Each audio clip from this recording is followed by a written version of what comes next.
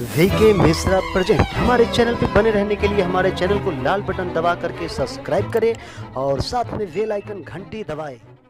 जय श्री राधे कृष्ण। आप सभी का हमारे YouTube चैनल पे बहुत बहुत स्वागत है। आइए आज सुनते हैं कार्तिक मास तीसरे अध्याय की कथा। हिंदू धर्म में कार्तिक मास का बड़ा ही विशेष महत्व माना गया है। कार्तिक मास में गंगा स्नान करने से, दान पुण्यों का कार्य करने से, मंदिरों में दीप दान करने से, भूमि पर शयन करने से और भगवान विष्णु का पूजन करने से अनंत गुना पुण्य फलों की प्राप्ति होती है। कार्तिक मास में तुलसी माता का पूजन करना यह बड़ा ही शुभकारी माना गया है। भगवान नारायण के शयन और प्रबोधन से चातुर्य मास का प्रारंभ और समापन होता है। उत्तरायण को देवकाल और दक्षिणायन को आसुरी काल माना जाता है। दक्षिणायन में सतगुणों से शरण से बचने के लिए और बचाने के लिए हमारे शास्त्रों में व्रत और तप का विधान बताया गया है। सूर्य का कर्क राशि पर आगमन दक्षिणायन का प्रारंभ माना जाता है और कार्तिक मास इस अवधि में ही होता है। पुराण आदि शास्त्रों में कार्तिक मास का विशेष महत्व है। यूँ तो हर मास का अलग अलग अपना ही विशेष महत्व है, परंतु व्रत तप की दृष्टि से कार्तिक मास का महत्ता अधिक है। शास्त्रों में भगवान विष्णु और विष्णु तीर्थ के ही समान कार्तिक मास को श्रेष्ठ और दुर्लभ कहा गया है। शास्त्रों में ये मास परम कल्याणकारी होता है। सूर्य भगवान जब तुला राशि पर आते हैं तो कार्तिक मास का प्रारंभ होता है। इस मास का महत्व पद्म पुराण तथा स्कंद पुराण में विस्तार पूर्वक मिलता है। कलयुग में कार्तिक मास को मोक्ष का साधक के रूप में दर्शाया गया है। इस मास को धर्म, अर्थ, काम और मोक्ष को देने वाला बताया गया है। नारायण भगवान ने स्वयं इसे ब्रह्मा ने नारद जी को और नारद जी ने महाराज पृथु को कार्तिक मास के सर्वगुण संपन्न महात्म्य के संदर्भ में बताया था। इस संसार में प्रत्येक मनुष्य सुख व शांति और परम आनंद की कामना करता है, परंतु प्रश्न यह है कि दुखों से मुक्ति कैसे मिले। इसके लिए हमारे शास्त्रों में कई प्रकार के उपाय बताए गए हैं, परंतु कार्तिक मास की महिमा अत्यंत ही उच्च बताई गई है। इस माह का महात्म्य पढ़ने से या सुनने से कोटि यज्ञों के बराबर पुण्य फलों की प्राप्ति हो जाती है। आइए आज सुनते हैं कार्तिक मास महात्म्य तीसरे अध्याय की कथा। अगर आप हमें कार्तिक मास कथा के लिए ब्राह्मण दक्षिणा अपने श्रद्धा और सामर्थ्य के अनुसार देना चाहते हो तो आप हमें डिस्क्रिप्शन में जाकर के वहां से गूगल पे या फोन पे या अकाउंट नंबर के माध्यम से आप हमें ब्राह्मण दक्षिणा प्रदान कर सकते हैं। कार्तिक मास में आप चाहे तो पूरे इकट्ठे भी एक बार ब्राह्मण दक्षिणा अन्नदान, वस्त्रदान, गौदान आदि के लिए प्रदान कर सकते हैं, या प्रत्येक दिन भी आप कथा सुनने के बाद आपकी अपने इच्छा अनुसार, श्रद्धा और सामर्थ्य के अनुसार आप ब्राह्मण दक्षिणा प्रदान कर सकते हैं। तो आइए सुनते हैं कार्तिक मास तीसरे अध्याय की कथा। तो बोलिए प्रेम से भगवान विष्णु की जय, माता लक्ष्मी की जय, भगवान श्री कृष्ण की जय। सबसे पहले भगवान का ध्यान करते हैं। श्री कृष्ण भगवान के चरणों में शीश झुकाओ, श्रद्धा भाव से पूजो हरि, मनोवांछित फल पाओ। सत्यभामा ने कहा कि हे प्रभु, आप तो सभी काल में व्यापक हैं और सभी काल आपके आगे एक समान है। फिर यह कार्तिक मास ही सभी मासों में श्रेष्ठ क्यों है? आप सब तिथियों में एकादशी और सभी मासों में कार्तिक मास को ही अपना प्रिय क्यों कहते हैं? इसका क्या कारण है, सो बतलाइए। भगवान श्री कृष्ण ने कहा कि हे भामिनी, तुमने बहुत अच्छा प्रश्न किया है, मैं तुम्हें इसका उत्तर देता हूँ, ध्यान पूर्वक सुनो। इसी प्रकार एक बार महाराज बेन के पुत्र राजा पृथु ने प्रश्न के उत्तर में देवर्षि नारद से प्रश्न किया था और जिसका उत्तर देते हुए नारद जी ने उसे कार्तिक मास की महिमा बताते हुए कहा कि हे राजन, एक समय शंख नाम का एक राक्षस बहुत बलवान एवं अत्याचारी हो गया।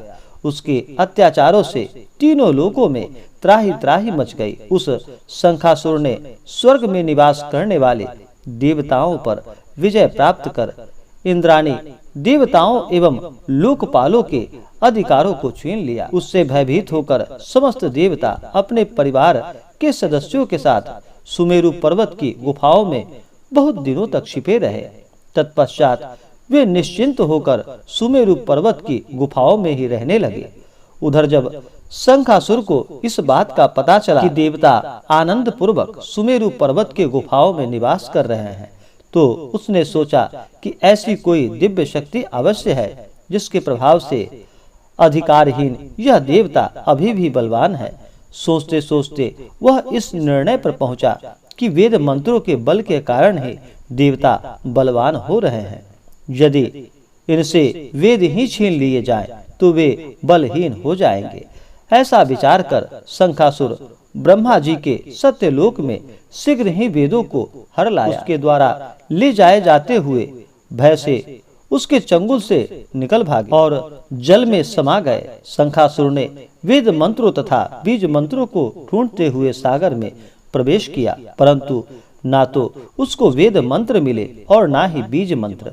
जब शंखासुर सागर से निराश होकर वापस लौटा, उस समय ब्रह्मा जी पूजा की सामग्री लेकर सभी देवताओं के साथ भगवान विष्णु की शरण में पहुँचे और भगवान को गहरी निद्रा से जगाने के लिए गाने और बजाने लगे और धूप गंध आदि से बारंबार उनका पूजन करने लगे। धूप दीप नैवेद्य आदि अर्पित किए जाने पर भगवान की निद्रा टूटी और वह देवताओं सहित ब्रह्मा जी को अपना पूजन करते हुए देखकर बहुत प्रसन्न हुए तथा कहने लगे कि मैं आप लोगों के इस कीर्तन एवं मंगलाचरण से बहुत प्रसन्न हूँ। आप अपना अभिष्ट वरदान मांगिए, मैं अवश्य प्रदान करूंगा। जो मनुष्य आश्विन शुक्ल की एकादशी से देवोत्थान एकादशी तक ब्रह्म मुहूर्त में उठकर मेरी पूजा करेंगे, उन्हें तुम्हारी ही भांति मेरे प्रसन्न होने के कारण सुख की प्राप्ति होगी। आप लोग जो पाद्य, अर्घ, आचमन और जल आदि सामग्री मेरे लिए लाए हैं, वे अत्यंत गुणों वाले होकर आपका कल्याण करेगी। शंखासुर द्वारा हरे गए संपूर्ण वेद जल में स्थित हैं। मैं सागर पुत्र शंखासुर का वध करके उन वेदों को अभी लाए देता हूँ। आज से मंत्र, बीज और वेदों सहित मैं प्रतिवर्ष कार्तिक मास में जल में विश्राम किया करूँगा। अब मैं मत्स्य का रूप धारण करके जल में जाता हूँ। तुम सब देवता भी मुनीश्वरों सहित मेरे साथ जल में आ जाओ। इस कार्तिक मास में जो श्रेष्ठ मनुष्य प्रातः काल स्नान करते हैं, वह अवभृत स्नान द्वारा भली भांति नहा लेते हैं। हे देवेंद्र, कार्तिक मास में व्रत करने वालों को सब प्रकार से धन, पुत्र, पुत्री आदि देते रहना और उनकी सभी आपत्तियों से उनकी रक्षा कर। धनपति कुबेर, मेरी आज्ञा के अनुसार तुम उनके धन धान्य की वृद्धि करना, क्योंकि इस प्रकार का आचरण करने वाला मनुष्य मेरा रूप धारण करके जीवन मुक्त हो जाता है। जो मनुष्य जन्म से लेकर मृत्यु पर्यंत विधि पूर्वक इस उत्तम व्रत को करता है, वह आप लोगों का भी पूजनीय है। कार्तिक शुक्ल पक्ष की एकादशी तिथि को तुम लोगों ने मुझे जगाया है, इसलिए यह तिथि मेरे लिए अत्यंत प्रतिदायिनी और माननीय है। हे देवताओं, यह दोनों व्रत नियम पूर्वक करने से मनुष्य मेरा सानिध्य प्राप्त कर लेता है।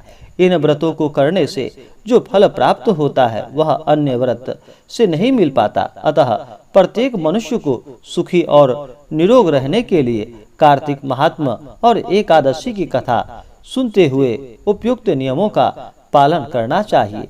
इस प्रकार से कार्तिक मास महात्म्य तीसरे अध्याय की कथा पूर्ण हुई। तो बोलिए प्रेम से भगवान विष्णु की जय, माता लक्ष्मी की जय।